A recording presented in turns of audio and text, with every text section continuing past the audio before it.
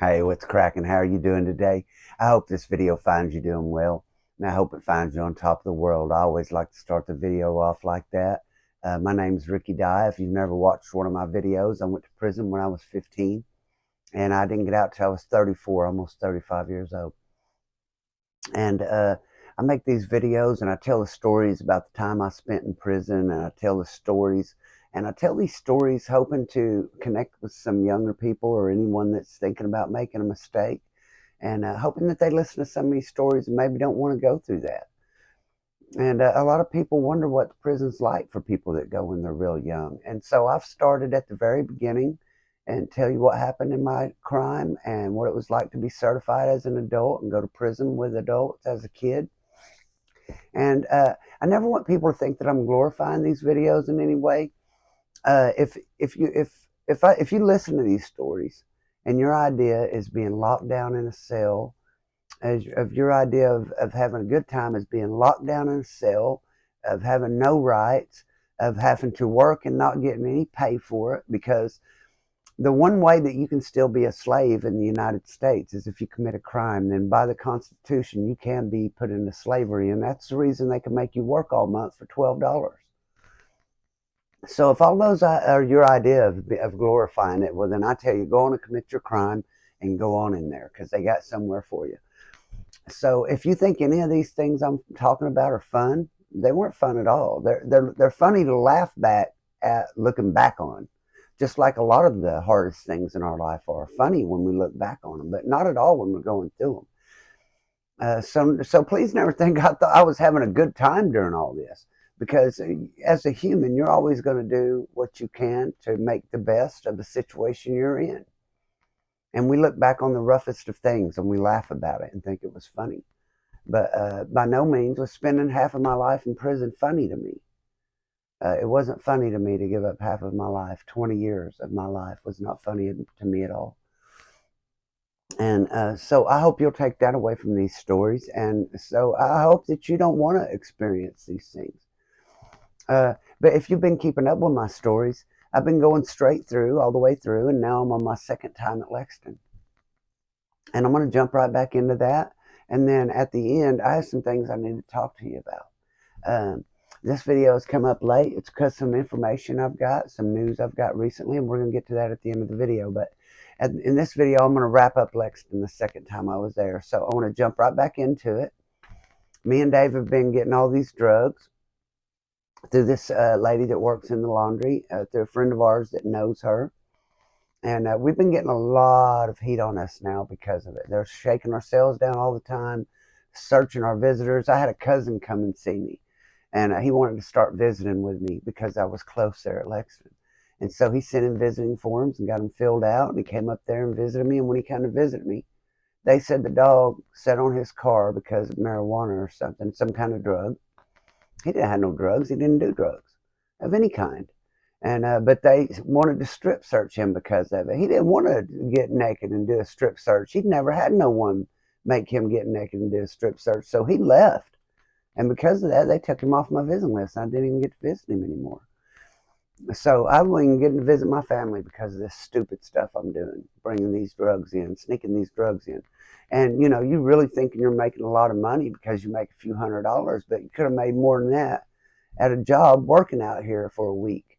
Made a lot more money, and you wouldn't risk so many people's freedom. Because by doing all this, if they could find out what's going on, my wife could lose her, or the girl I thought was my wife could lose her freedom. The lady in the laundry could lose her freedom. We can all get more time. And we're not making no bunch of money. We think we're rich because we're in prison. We're penitentiary rich. We're soup rich. We're only prison rich. We have a bunch of soups and a bunch of cigarettes. So really, how much are we doing? We're not really doing much, are we? All we're doing is breaking a bunch of rules. And when you get a dirty UA, you lose 180 days good time, and you used to lose 365 days. If I just had back all the time that I lost for dirty UAs, I would have went to prison several years sooner. I would have went home. But it was stupid of me to keep doing that. I never even done drugs before I went to prison, but I'm going to get in here, start smoking weed, and keep getting dirty UAs and staying in prison because of it. It's ignorant. But I'm trying to fit in prison. And I want to tell you something else, that when I first started telling you these stories, I was a kid who made a mistake, and I was scared to death. And I told you how I felt through all of it. And people felt sorry for me. People even wanted to cry. But now these stories I'm telling, I'm talking about a different point of view, ain't I? And I told you that when I went to McAllister, I was going to become somebody that I didn't like. I told you that. And I told you when we got deeper in these videos, you might not like me so much anymore. I told you that I didn't like myself. So if you're watching these videos and now you say, oh man, I think this guy's a real goon, I think this guy's a piece of crap, remember that now the stories I'm telling you are from the perspective of a 20-year-old kid in prison. It's not my perspective. It's not the way I look at life now. I look at life through a different set of glasses now, man. You can believe that. That's why I'm happy, is because the things that I look at as important now are completely different than the things I thought were important then. But when I'm telling you these stories, I'm telling you the story of a 20-year-old kid, the way I thought then. So don't get that mixed up. So when I was telling the story and telling you how I was scared and the perspective of a kid, man, my subscribers were shooting through the roof. So they changed it to where I could get some of the perks if I had 500 subscribers and 3,000 watch hours. But you need 1,000 subscribers and 4,000 watch hours to really become a YouTube partner, to get all those perks, to be able to put the store up and everything.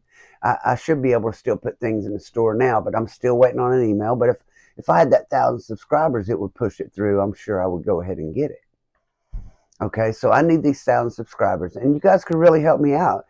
If just 160 of you got one of your friends to subscribe to my channel, I'd have 1,000. John Doe, I appreciate you. Thank you, bro. He went and got, it was stuck at 820. For the last 2 videos back, I had 820 subscribers. I put a video up and I lost one. It went to 819. And then it went back to 820. I put up another video, the last video, and it dropped to 819 again. Somebody unsubscribed. And then someone else subscribed. Made it right back to 820. And I told John Doe that, Raj, and he took it as a challenge, he said, and he got me up in the 830 some now. But I need the 1,000, man. So if you guys get one friend apiece, just 150 or 60 you guys, get one friend to do it, I can get there. So I really appreciate if you guys would do that for me. It'd make it a lot easier for me dealing with YouTube. But where was I going? Okay. Anyway, let's jump back to my story. We've got these drugs and everything, and now I've helped Kevin out, and that got me put in jail. And now I've got back out of jail, and I've got rid of Shelly on her birthday, and I've got this other girl coming to visit me named Christy, and she's still willing to drop weed off for me at this girl that works in the laundry to sneak it in. But things aren't going near as smooth as they did with Shelly. I'm not going to lie about that. So we decide that I'm going to have this girl, Christy, go ahead and bring me an 8-ball of this dope that she has brought me a quarter paper and stuck it in my mouth at visit and told me I could get more. Now, what I didn't know is Christy's selling this stuff on the streets. She ended up getting caught and going to prison for it, female prison for it for a few years. So I don't know if she's selling this stuff on the streets, but she decides she's going to bring me an 8-ball. And she brings it up there to me, and I pass it off to this cameraman. He sneaks it in, and I give him a couple papers for doing it. But this time it ain't the same as it was what she brought me that paper. This time it ain't very good at all. But I asked this guy that tested it for me. He tells me that if you did a whole bunch of it, you might get high. So we've got this guy named Matt. Matt, he's real good at singing country music. He had a guitar, and they let him keep it in his cell because he was on the highest level. And he would come over at night sometimes, me and Dave and BJ, he'd be playing his guitar, and he sounded just like he ought to be on the radio, man. He sounded just like Garth Brooks. And he sounded good, man. And he was buddies with us, talked to us all the time, and a few times he had gotten debt to us for this cocaine and stuff that I was getting in for this black guy. He was buying big chunks of it. My old lady would go over and pick the money up from his old lady. So he said that he would buy all that crank. So I give it all to him for like $250. All of it, the whole thing, which was just almost street value. But since the stuff wasn't good, so we'll give you all of it, you'll be able to get high. So he stays over there and gets high off of it for the whole weekend. He's over there in his cell, don't hardly come out doing that crank. All by himself, just him and his cell partner, keeping the curtain up all the time. So you know they got high off of it. But come Monday or Tuesday, he's supposed to get this money sent. And I don't know it, but he's got on the phone and told his old lady that he owes $250 to this guy for selling him some bad dope. And that if she don't send that money, because she didn't want to send the money, and he tells her, oh, this guy gave me some bad dope. If you don't send it, it's going to cause problems. I'm going to stab this dude. So instead of sending the money to my old lady, she calls and tells the officers at the prison, this is the person that I'm supposed to send the money to. They gave my old man some bunk dope, some crank that was bunk, and if I don't send this money, he's going to go stab the guy that gave it to him. And this is who I'm supposed to send the money to. So they look, and it's Shelly's name, and they know she visits me, so they know I gave him the dope. So they come, lock me up, take me to jail. So I'm sitting up in here in jail, and I don't have no idea what I'm in jail for. Nobody does. Everybody's wondering, why is Ricky down in jail now? I just got out a little while ago for the investigation because of Kevin, but we haven't really made no major moves yet. So everybody's wondering, why is he in jail? So I'm up there in jail, and my mom comes to visit me. And she visits me through glass. And visit's going to be over at 8:30. They have count at 9 o'clock. Lock everybody on the yard down. Right now, there's people out running around the yard and stuff. So I get done visiting about 8:15, and I'm thinking they're going to take me on back up there before they start strip searching everybody. And then I hear them talking, and they're saying, we can't take him back across the yard until the yard's shut down for his protection. I say, what did y'all just say? My mom and them ain't out through the lobby yet when I hear all this stuff. So what are you talking about for my protection? They said, well, we have to protect you because we feel like your life might be in danger. Man, you got me twisted. So when you hear something in prison like that, they say that they're protecting you for your own protection in a situation like that. If I would have just let that ride, everyone would have assumed that I was wanting them to protect me, that I was letting them protect me, that I knew about it and I was going along with it, and everyone would think I was a rat. So I have to raise hell to prove that that's not the case. So this visiting room is full of people. You can see there's glass windows between us, plexiglass, but there's people sitting out there visiting their family. And they can see me and I can see them. And master control's right there and I can see them and they can see me and they can see the visitors. Everybody's here looking at each other through this glass. So they're telling me they're going to make me wait until the yard's closed because they can't let other inmates around me for my protection. So, man, I start kicking that door. You ain't protecting me. Take me back to my cell now. And I start raising hell. And my mom and them can see me in there raising hell. And she's like, calm down. I ain't calming down about nothing. They're fixing to take me back to my cell now. They ain't protecting me for shit. I don't need no protection. I'm kicking this door. So they guards running there telling me, you're going to quit kicking that door because we got people in here visiting. Because all the visitors are staring at me and stuff, wondering what's going on. People from the streets that are there visiting. And I'm raising hell. I'm kicking this door. So they take me and they come in there. They end up wrestling me down, getting me hogtied. They cuff me behind my back. They shackle my feet. And then they cuff my hands behind my back. They cuff the shackles to the handcuffs, so I'm hogtied. And they pull me back to the back of this little cell, leave me in there. So I squirm my way over there and I start headbutting that door. And I raised all kinds of hell, man. And I didn't win. They end up taking me and dragging me to the back of the cell and then taking the hogtied cuff. All right, so I'm behind my back cuffed, my feet cuffed. Then there's handcuffs cuffing those two things together, the cuffs and shackles. And then they took another pair of cuffs and connected it to the ones that are holding those two together and cuffed it to a phone that you hold and talk to through the glass at the back of the cell. So I couldn't get back over there again. And they left me cuffed in there with all these people watching, with me raising hell and screaming and headbutting stuff. And then they still left me in there till after 9 o'clock when they left the yard down and then took me back up there. And that's when I found out. One of the guards went ahead and come and told me that someone had their old lady had called up there and said that I was selling bunk dope on the yard, and if he didn't get me locked up, he was going to stab me for selling bunk dope. And then everybody pieced it together, and they had come and got Matt, locked him up same time they did me. We didn't know, but Matt's old lady had that done because she didn't want to send that money. So Matt ended up on PC. So the whole time I was at Lexington, the second time, let's break this down. So after I got locked up then, and I'm about to be shipped to Crabtree. I'm going to jump into Crabtree in the next video when I start back. Okay. But in the meantime, Joe gets this girl to do it for someone else, the girl in the laundry. She ends up, they're going to search her when she comes. They find out, they put a warrant out for arrest. She runs for it. She ends up in female prison. Okay. Not because of me, because of someone else he set her up with. Right after I got locked up and I'm about to be shipped, he just wants to keep going. He hooks her up with someone else and they get busted. So for anyone that thought this was all being glorified, let's break all that down. I went back to Lexington a second time. I ended up in debt with a bunch of killers. And so I walked around terrified and scared to death I'm going to get killed for a while. And then Dave almost died from shooting dope with a needle he sharpened. And then Kevin Rash ended up getting locked up. I ended up getting locked up. I ended up getting split up with my old lady and ended up getting locked up and shipped and lost all the good time I had built up to that time. And so if any of that sounds good, I don't know which part it would be, because it was all stupid of me. And all I did was made the situation that was already bad even worse for myself by doing things in prison that I shouldn't have been doing. So we'll start back there in the next one. I'm in lockup waiting to go to Crabtree. So with that, I have something I need to talk to you about.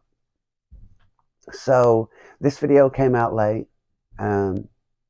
Had a hard time making this video, not because I'm upset or anything, but because here, I'm just going to be open with everything I'm about to tell you, so that if any of you ever have to face it, then you know I've done had to face this too. Okay, I'm 49 years old. I'll be 50 on my birthday in November. Okay, here recently, because I threw up and I was sick all the time, they wanted to rule out anything physical and make sure that it was because of the post-traumatic stress, the nightmares and all that there wasn't something physical going on. And so they did a colonoscopy on me. And during the colonoscopy, they found a few polyps. Usually, it's nothing unusual for them to find polyps during a colonoscopy. And usually they're removed during the colonoscopy, and it's no big deal. You don't even know they did it. But during mine, they found a polyp, that, for no better way to put it than right where you get your hemorrhoids, right where a person would get hemorrhoids, they found a polyp on me. And they couldn't remove it during a surgery because of where it was at. It would take a colorectal surgery because it can bleed intensely. And it's a more serious surgery to remove it there. But they did take a sample of it. And it came back as precancerous. What that means is that there's a good chance that if it's not removed, over time it will turn into cancer. It's not cancer right now. But if it's not removed, there's a good chance it will become cancer. And because of where it's at, it's a pretty tough surgery. It's not a life-threatening surgery. I'm not going to die because of this surgery. But when I went and seen the doctor, they told me about it yesterday. And I went in this afternoon and seen them. And they want to get it removed right away. So I'm going to be getting it removed on the 6th, July the 6th. And the time to recover from it is 2 weeks. And I'll take that time to myself to try to get myself back together. And if I do get to feeling better between the 6th and the 20th, that 14 days, and I'll make a video. But most likely, I won't make another video between now and around the 20th or 21st. So you won't see me again until then. I'm sorry for that. But I wanted to wrap up Lexington before I did it. Because to be honest with you, I can't think about anything else. I'm not down on life because of it. I feel blessed, honestly, because if I would have found it 5 years from now, they'd be telling me I had cancer. And if it would have been 20 years ago, they wouldn't even have looked for such a thing. It would have ended up becoming cancer before I ever knew about it. So I am thankful that there are tests for these kind of things now. And if you're around 45 years old, strongly suggest you go get it taken, get this test done. Usually the polyps can be removed during the colonoscopy, and I don't never even know about it. But just in this case, the doctor told me it would be like getting a hemorrhoidectomy. And those are one of the most painful surgeries you can go to. You have these convulsions down there that it says are excruciating. the doctor told me I'm going to be very sore when I come out of surgery, and I will be pretty sore for a couple of weeks. And yeah, it sounds like a real tough deal, and I'm terrified. And it's like part of me feels like, man, after everything I've went through, now I got to go through one of the worst surgeries there is. And that would be one way to look at it. But I'm not going to look at it like that. I'm going to look at it like this. I'm glad that they found it, because really this is going to save my life. And so I'd rather go through some pain as long as I stay alive. So in the meantime, you guys, man, send your thoughts out for me, your prayers, whatever it is you believe in, any positive vibes, man. I appreciate it all. So I won't see you for a little while, but hey, man, I need to hit 1,000 subscribers. If you guys could talk in one of your buddies into helping me get there, it would be the greatest gift to me. I would really appreciate it. If you'll share it on your social medias, help me get them subscribers, but also we need to get it to the right people that need to see it, man. And hope that you've picked up your blessings and set down your curses. And if you don't know what I'm talking about, if this is your first video, please go back and watch some of them, because I really get into depth on blessing and curses. But I just don't want to drag the people who watch every time down that road, every video. But hope the Lord blesses, keeps, protects you and yours. And if I'm up to it, I will make another video soon. Maybe one more before I go into surgery. But don't hold me to it, man, because it's all I can think about. So peace out. I hope to see you in the next one.